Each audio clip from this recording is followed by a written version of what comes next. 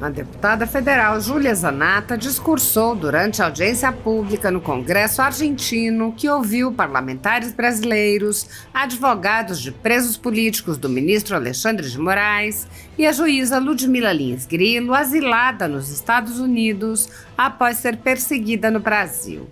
A deputada enfatizou que toda a América Latina precisa lutar contra o vírus da revolução que está contaminando diversos países na região, estabelecendo governos de extrema esquerda e atacando as famílias, a iniciativa privada, a educação e a capacidade de pensar do ser humano. Ela disse, tudo em nome de um bem maior, como estão fazendo hoje no Brasil. Dizem que defendem a democracia, atacando a democracia. Hoje temos presos políticos. Zanatta relatou: eu tive a oportunidade de visitar mulheres na cadeia presas em decorrência do 8 de janeiro. Mulheres que se preocupavam e perguntavam como a sociedade vai nos enxergar, porque essas mulheres não tinham nenhuma passagem pela polícia, nunca haviam cometido crimes, nada, e ficaram presas. E muitos ainda estão presos. Existem até hoje 80 pessoas presas sem o devido processo legal, em um processo inconstitucional, um processo político, de perseguição a adversários políticos. E nós precisamos urgentemente dar anistia para essas pessoas. É o assunto mais urgente que nós temos hoje, porque não existe liberdade quando existem pessoas perseguidas por seus posicionamentos políticos. A deputada explicou: as penas que estão sendo aplicadas são maiores do que penas a traficantes, a criminosos, sem contar outras violações. Ela lembrou que mesmo menores de idade estão sendo punidos entre violações graves de direitos humanos que estão acontecendo no Brasil neste momento. Zanatta disse: o mundo precisa saber porque nós temos uma lei, nós temos uma Constituição, e a lei não é Alexandre. Eu fui eleita para cumprir a lei e a Constituição.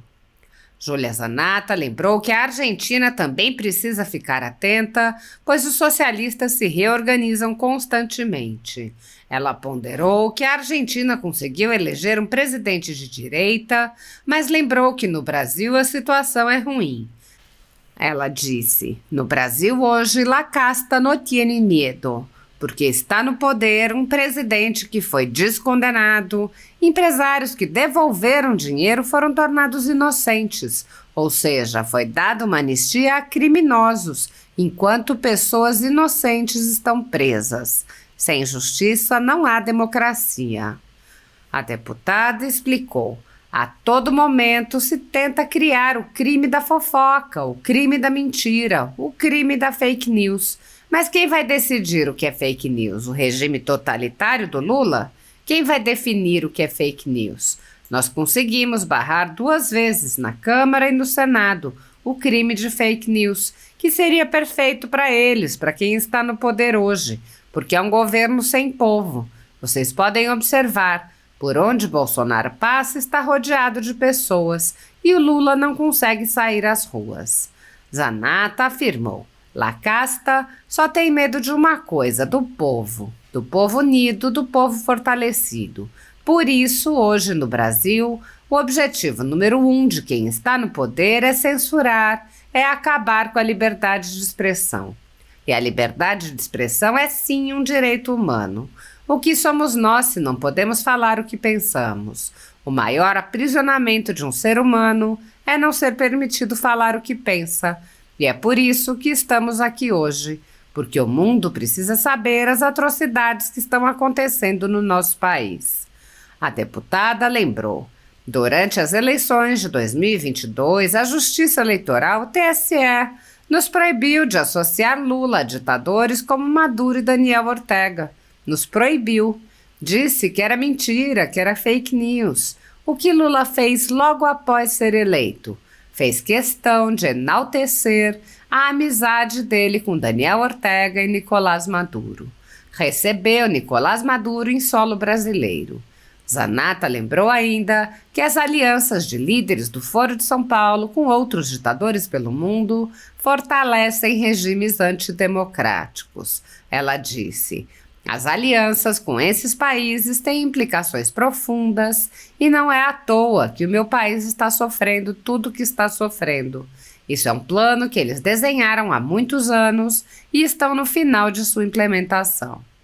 Júlia Zanata alertou sobre as pessoas que servem a revolução ao propor o diálogo e disse: os revolucionários de marcha lenta servem a revolução tanto quanto os revolucionários, ou até mais, porque vêm com uma roupagem como se fossem de direita, a favor do diálogo. Mas esse diálogo não tem feito bem à nossa civilização. Por muito tempo cedemos demais. Chegou o momento de nos posicionarmos, ou então a liberdade não terá mais chance. Não teremos mais chance de vivermos em países livres e democráticos. O modelo adotado hoje no Brasil é o mesmo adotado na Venezuela. Hoje, temos o judiciário protegendo o governo Lula em várias decisões. Isso também aconteceu na Venezuela. Por isso, precisamos estar cada vez mais unidos, atentos e vigilantes.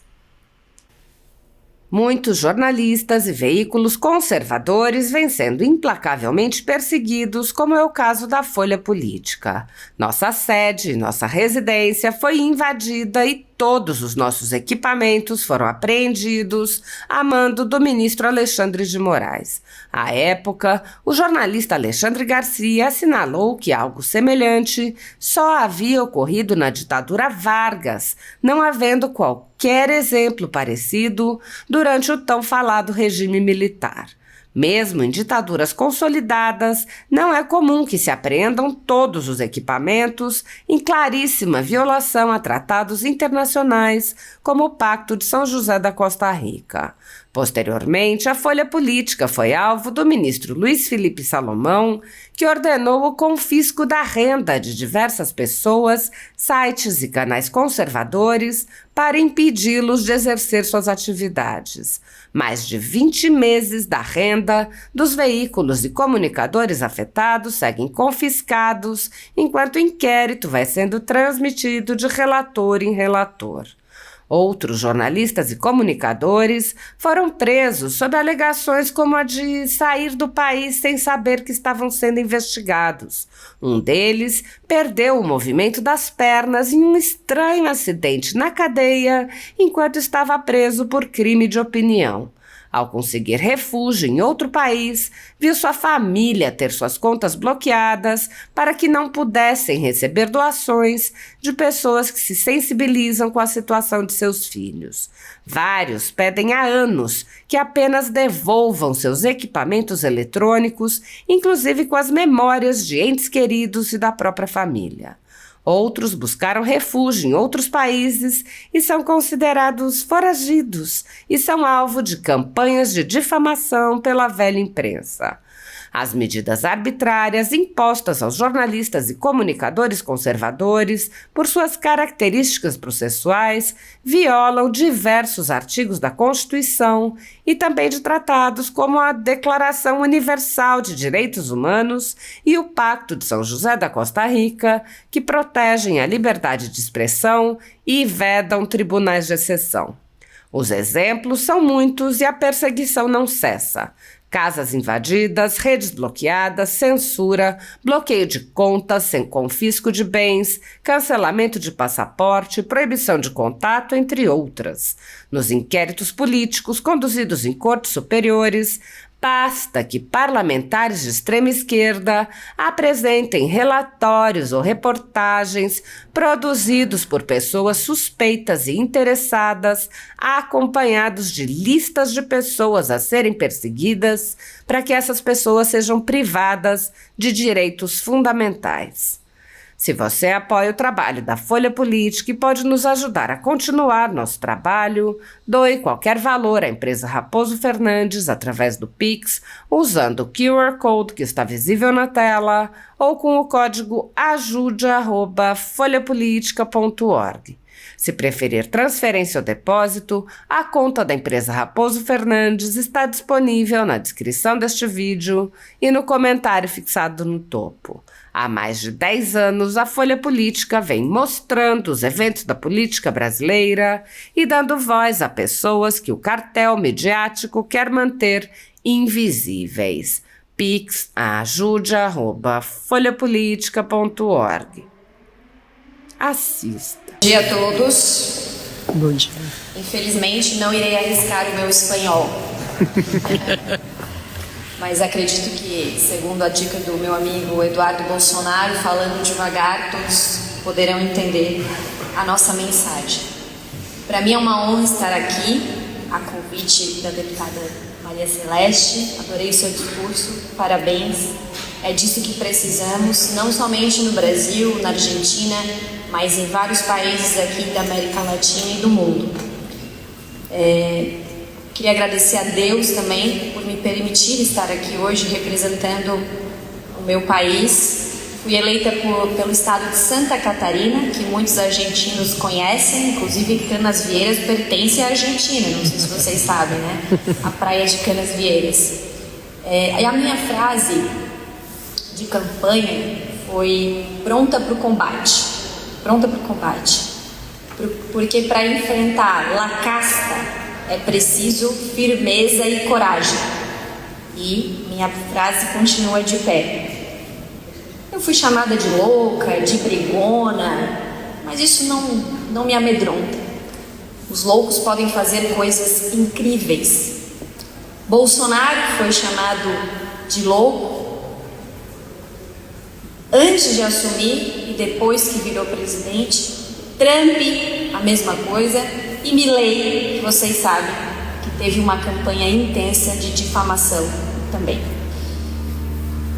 Não posso iniciar o meu discurso sem antes cumprimentar o deputado Eduardo Bolsonaro, que tem feito um trabalho incrível, não só no Brasil, mas em todo o mundo, e fazendo conexões em diversas partes do mundo para criar um exército de contra-revolucionários que vão enfrentar o vírus mais perigoso que nós temos hoje contra a civilização ocidental, que é o vírus da revolução.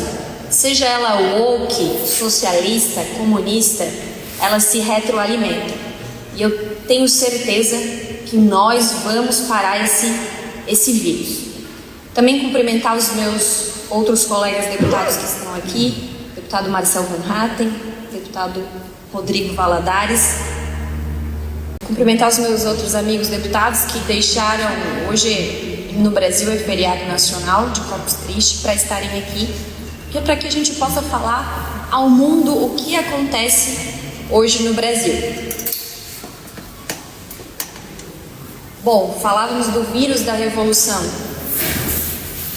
que está presente em todos os lares do Brasil. Ele ataca as famílias, ataca a iniciativa privada, ele ataca a educação e a capacidade de pensar do ser humano. Tudo em nome de um bem maior, a greater good, como estão fazendo hoje no Brasil. Dizem que defendem a democracia, atacando a democracia, aplicando vale tudo. Hoje no Brasil nós temos presos políticos. E eu tive a oportunidade de visitar, né, doutora Carol, de visitar mulheres na cadeia, presas em decorrência do 8 de janeiro.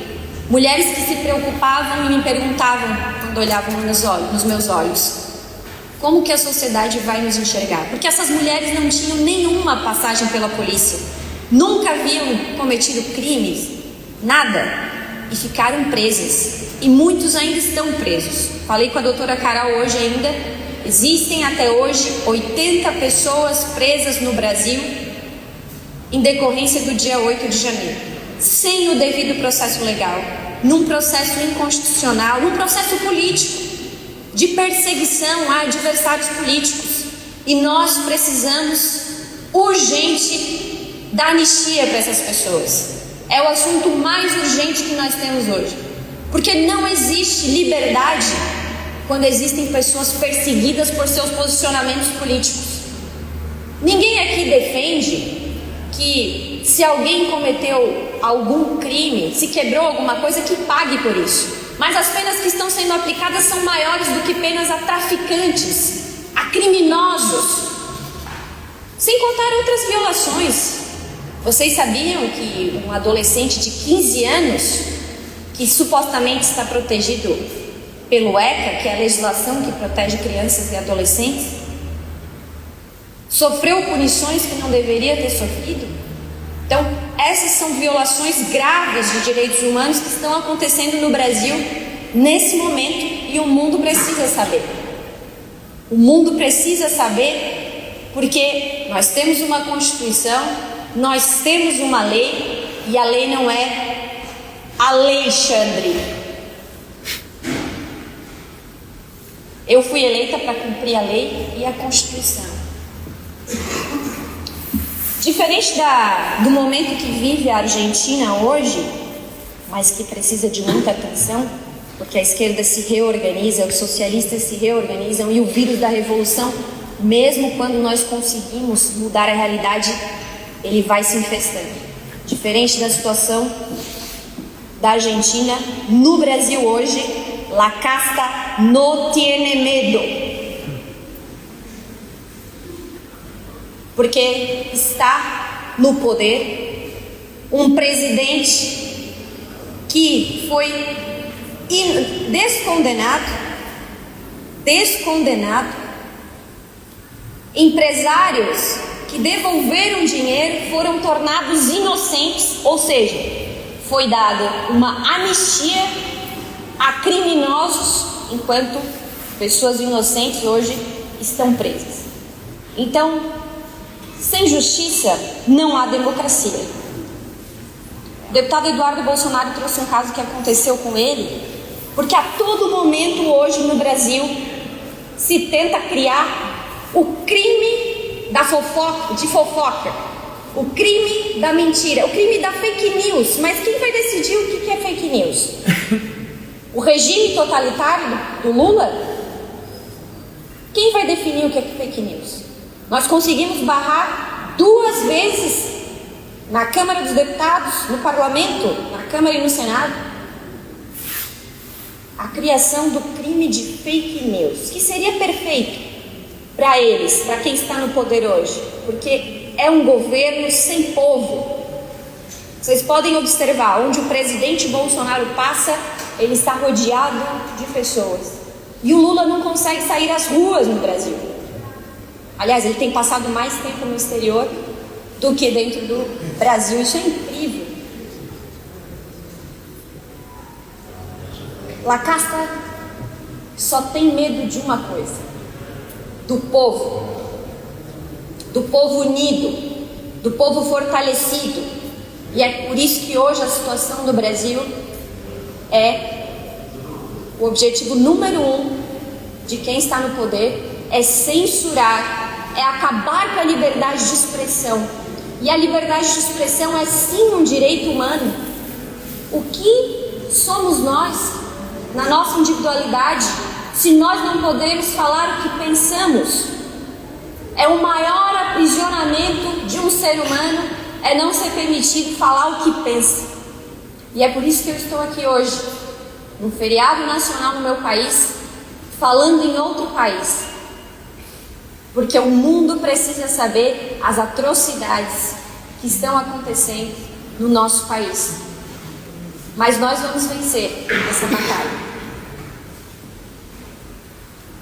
Queria fazer uma breve retrospectiva aqui, se me permita, e lembrar que em 1990, a partir de um seminário promovido pelo PT, o Partido dos Trabalhadores, foi fundada uma organização internacional chamada Foro de São Paulo. Entre os partidos de esquerda da América Latina estavam figuras como o atual presidente Lula e o ditador Fidel Castro. Essa organização começou a eleger presidentes na América Latina. em nome da promoção da integração latino-americana. Tudo disfarce. Era para disseminação do socialismo aqui. O Foro de São Paulo foi denunciado pelo professor Olavo de Carvalho, que foi chamado também de louco, e reúne mais de 100 partidos e organizações de esquerda e tem sido fundamental na consolidação de regimes autoritários e na destruição das liberdades democráticas aqui na nossa região. Países da América Latina governados por presidentes de partidos membros do Foro hoje: México, Brasil, Bolívia, Chile, Colômbia, Venezuela, Cuba, Peru e Nicarágua. Mais um dado que eu quero citar aqui. Durante as eleições de 2022, a Justiça Eleitoral, o Tribunal Superior Eleitoral, nos proibiu de associar Lula a ditadores como Maduro e Daniel Ortega. Nos proibiu. Disse que era mentira, que era fake news. O que o Lula fez logo após ser eleito? Fez questão de enaltecer a amizade dele com Daniel Ortega e com Nicolás Maduro. Recebeu Nicolás Maduro em solo brasileiro, inclusive o segurança de Nicolás Maduro chegou a dar um tapa no peito de uma jornalista. Porque é assim que ditador trata a imprensa. Exato, o deputado Eduardo Bolsonaro teve que deletar um post da sua rede social sob pena de multa, entre outras coisas, talvez até inelegibilidade. Democracia. Eu não sei porque caiu. O vírus está derrubando meu microfone, o vírus da revolução. Outro assunto importante relacionado ao Foro de São Paulo é que o Foro, esses países que eu citei aqui, mantém relações estreitas com regimes avessos à democracia, como China, Irã, Cuba, Venezuela, além de apoiar governos conhecidos por suas violações aos direitos humanos e repressão política. Essas alianças fortalecem regimes antidemocráticos, minando a soberania e a liberdade na região. Recentemente, o Lula foi congratulado pela sua volta à presidência pelo Hamas. E não é fake news.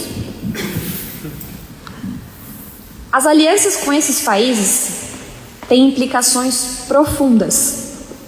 E não é à toa que a nossa região, que o meu país está sofrendo tudo o que está sofrendo. Isso é um plano que eles desenharam há muitos anos e estão no final da sua implementação. Para citar aqui o livro de Plínio Correia de Oliveira, Revolução e Contra-Revolução, a culpa do momento, do estado de coisas que estamos hoje não é somente dos revolucionários, mas sim da turma do deixa disso, da turma que diz, vamos dialogar. Mas quando vamos olhar o diálogo, na verdade, são imposições ideológicas contra os princípios civilizatórios da propriedade, da liberdade, da livre iniciativa.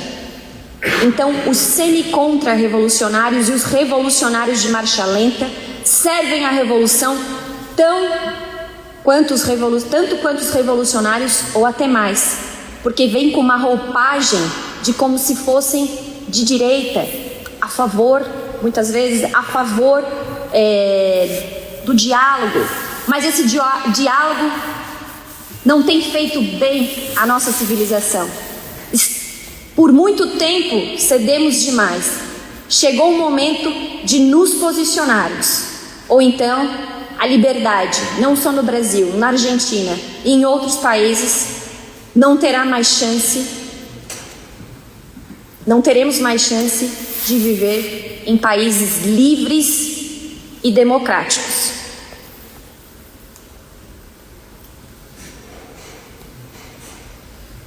O modelo adotado hoje no Brasil é o mesmo adotado na Venezuela.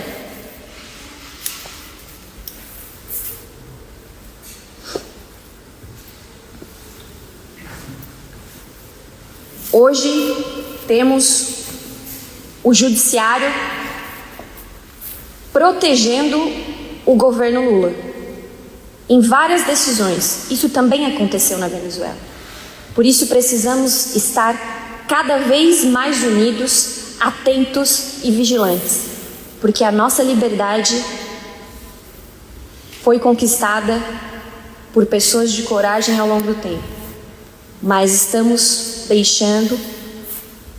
deixamos isso por políticos que se aliam não com o país que os elegeram, mas sim com la casta. E por isso precisamos combater isso dia a dia e queria pedir a todos que não desistam da liberdade. Jamais. Como disse aqui, a liberdade de expressão, o poder falar, o poder pensar, a capacidade de pensar de cada indivíduo é importante. Viva la libertad!